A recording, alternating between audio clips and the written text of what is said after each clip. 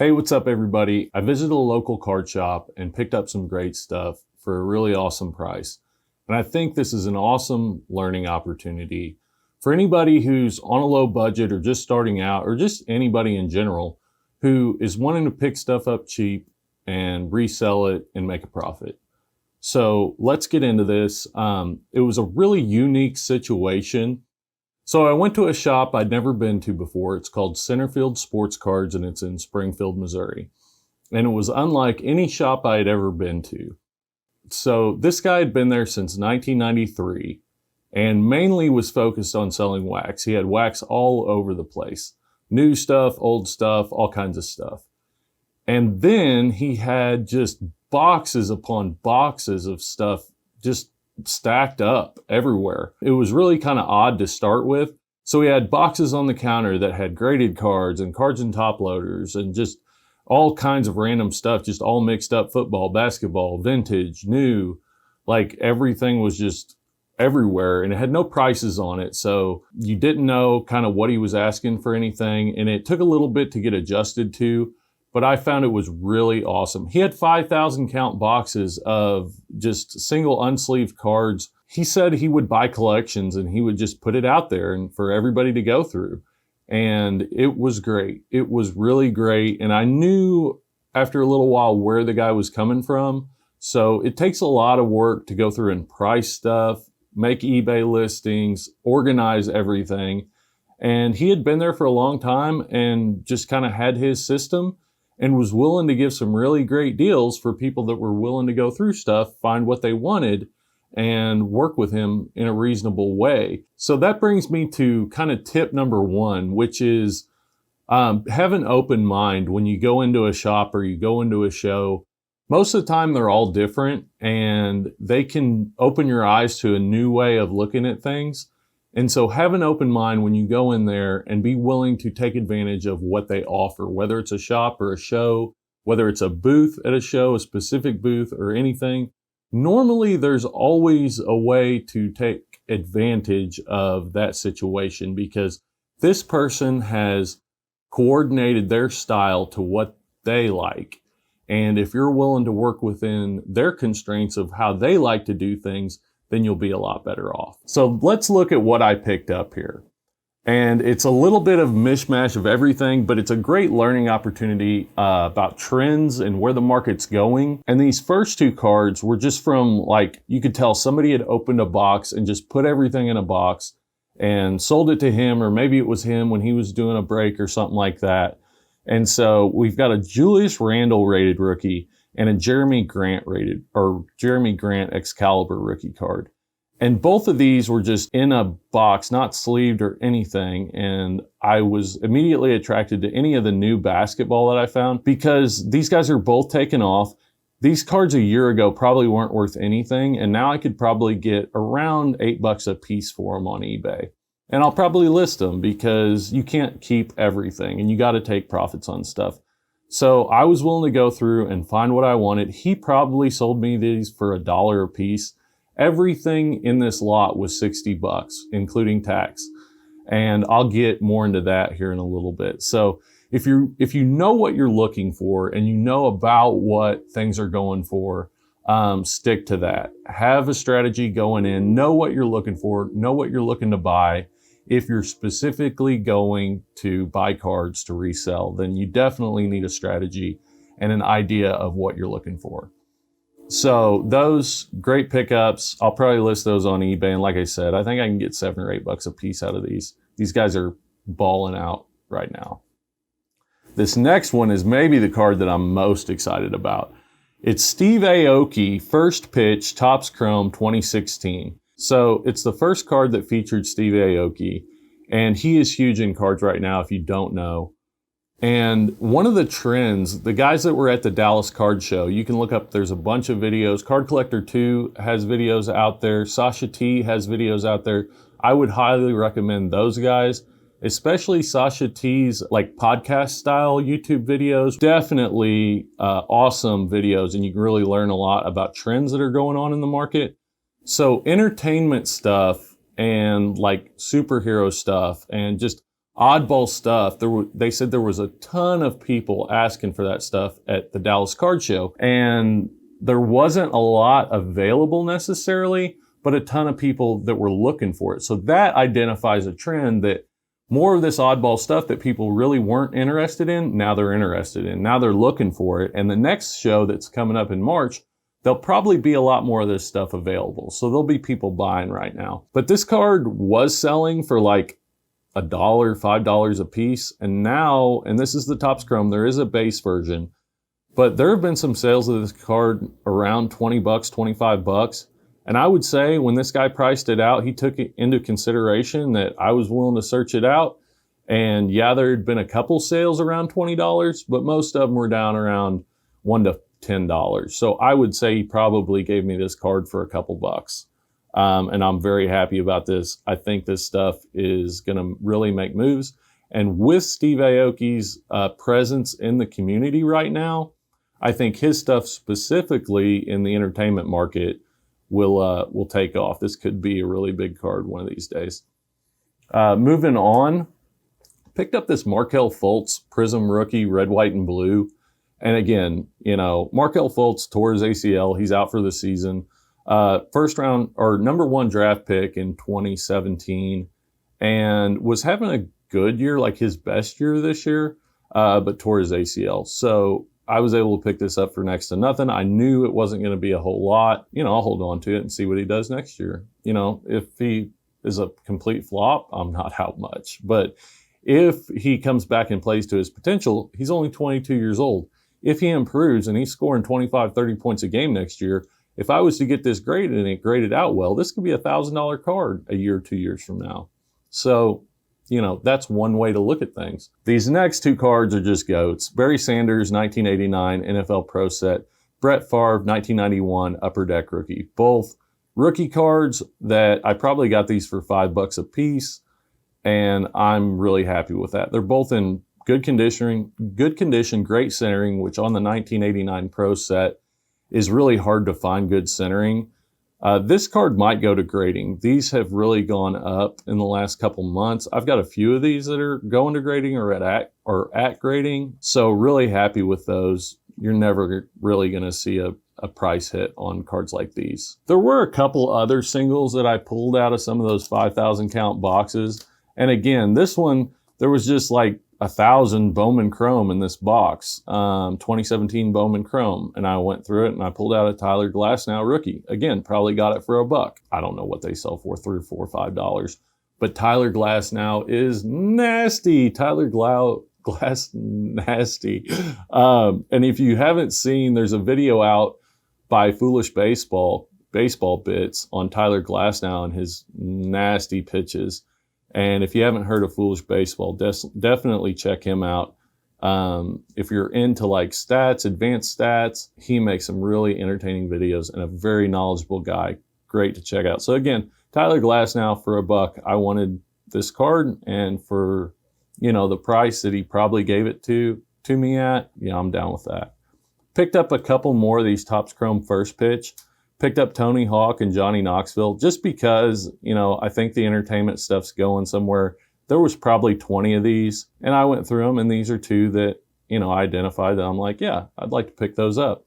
Entertainment stuff looks like it's trending up, and I'll just hold these and see if anything happens with them.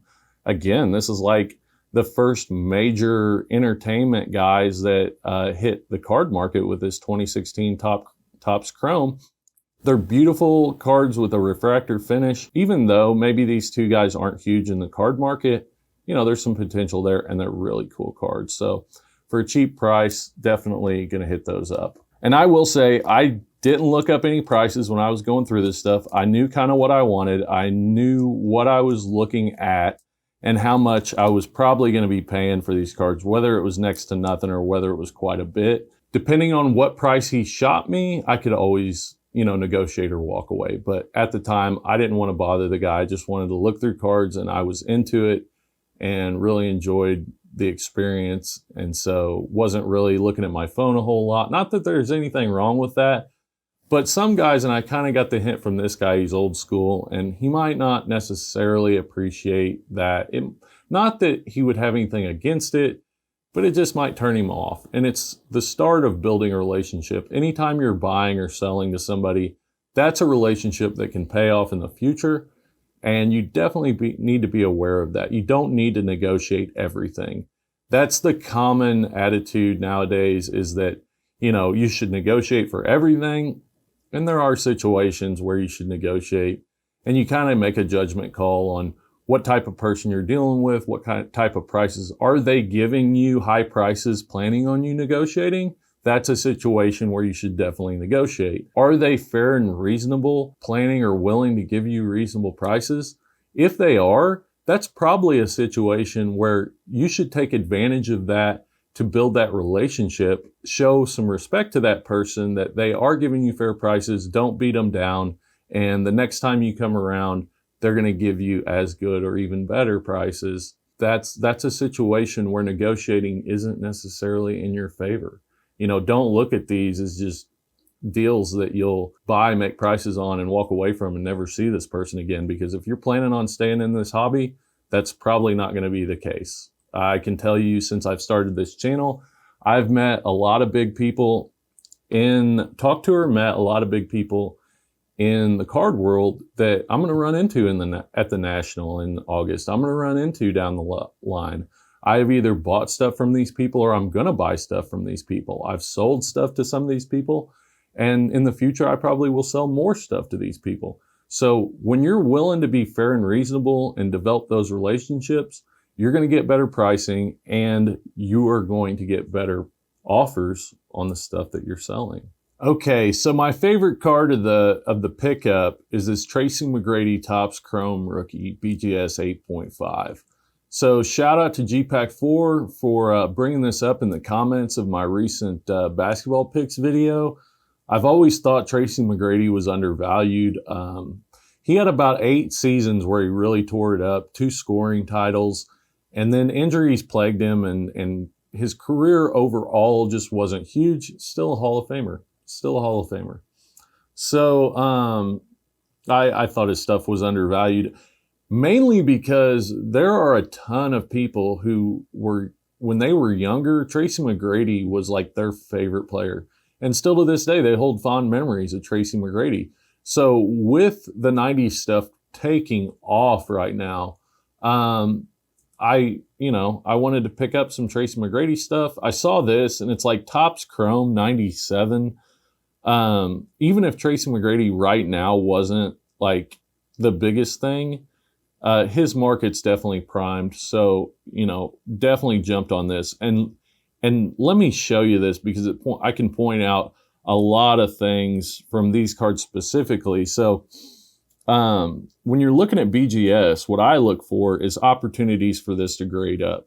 So this card has great centering. I think 9 centering is low on this. Let's look at the back. The back's also really good.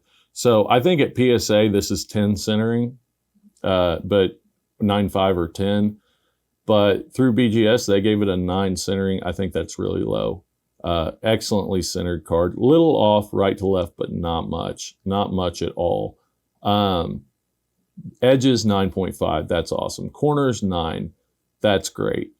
Surface 8. And this is what I want to bring up, is sometimes a surface issue might be a fingerprint or something that can be removed. So sometimes not, but sometimes it's something that can be removed. I plan on cracking this and just seeing what it looks like and maybe resubmitting it. With those other subgrades, if the surface can be cleaned up a little bit, I think this card could get a PSA 10. I think it's very close, if not a PSA 9, which jumps the price of this card up quite a bit from what it's selling for right now. And little did I know that right when I was buying this last weekend, this card was kind of taken off. Tracy Mcgrady stuff was kind of taken off. It like doubled within a few days. And so when I got this from this guy, I would say he priced it around 20 or 30 bucks. And when I got home, there was a couple sales between like $45 and $55. So I would say, I got lucky, and I wanted this card because I thought, in the future, this card has a lot of great potential. It's undervalued right now. Hall of Famers and 90s stuff is going to go up over time, considering the market. And so I wanted it anyways, but, it was a special surprise to find out that, even when I was there, it was selling, it had a couple sales in that $45, $50 range. And I think he looked at, 2 months ago, it had a couple sales for like 10 or 15 bucks. Maybe a month ago, 20 or 30. I think that's where he priced it. He gave me a very fair deal. One, because I wasn't, causing him a lot of trouble. I did a lot of the work for him. I was willing to go through all this stuff. I picked out the stuff I wanted and wasn't just like sitting there searching for what I could make money off of him on. So I think he gave me a really fair deal on all this stuff. Again, 60 bucks. This card, again, you submit this to PSA. These cards did have greening, the same as the 96. So some of this, especially in the skin tone, can turn green, and you'll see the 96 Kobe chromes. They call it hulked out, where he'll be like super green, and that affects the card's value. This is a beautiful version of this Topps chrome. 97 had the greening as well. And you see absolutely no greening on this card. So when this goes to PSA, they grade based off eye appeal first. Yes, they go into the subgrade type stuff, the corners, the edges, the surface, the centering. But when it comes down to it, you're going to get a better grade on a card that looks good than one that doesn't.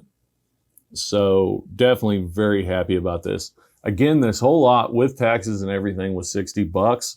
So if you're starting out, if you're younger, if you have a low budget, this is an awesome way to make some money, improve your budget, advance yourself in the hobby. I think that buying in person is probably the best way to do that. There again, he shot me a price of 60 bucks for all this stuff. I was plenty happy with that. Did not ask for a discount. Paid the man and went on. I knew what I wanted. I knew about the prices of what this stuff would be. I knew that what he was shooting me was a fair deal. So in order to establish that relationship and move it forward, because I do plan on revisiting this shop, this was an excellent experience. And for somebody like me that spends a lot of time in eBay and in PSA and keeping up watching games and stuff like that, it's a great opportunity for me, and I enjoy it. I enjoy going through boxes of cards like that. I could have spent days in that place, really. So I will definitely be back, and I'm glad that I was able to establish that relationship, and I look forward to doing business with this guy in the future. So shout out to Centerfield Sports Cards in Springfield, Missouri, because I walked away and couldn't be happier, getting happier with my purchase every day. Guys, if you like this video, if you gained some value from it, please subscribe to the channel. You can check out www.cardcollex.com. I've got a group break up right now, and I will be adding some group breaks to that listing. You can also find me on Twitter and Instagram at Collex. And I do have a Patreon if you'd like to support the channel. One of the best ways to support the channel is just to use my eBay links. Anything you buy within 24 hours of clicking on my eBay link will send a 3% commission to me to help support the channel, to help me keep making these videos, and hopefully improve some of my production equipment, so that I can make more watchable, better value videos for you. I do plan on doing this full time at some point in the future, God willing. And so any way that you might be willing to help out is extremely appreciated. And thank you so much for watching this video. I look forward to bringing you more and more content to help you make money in sports cards. Thanks a lot, guys. Have a great day.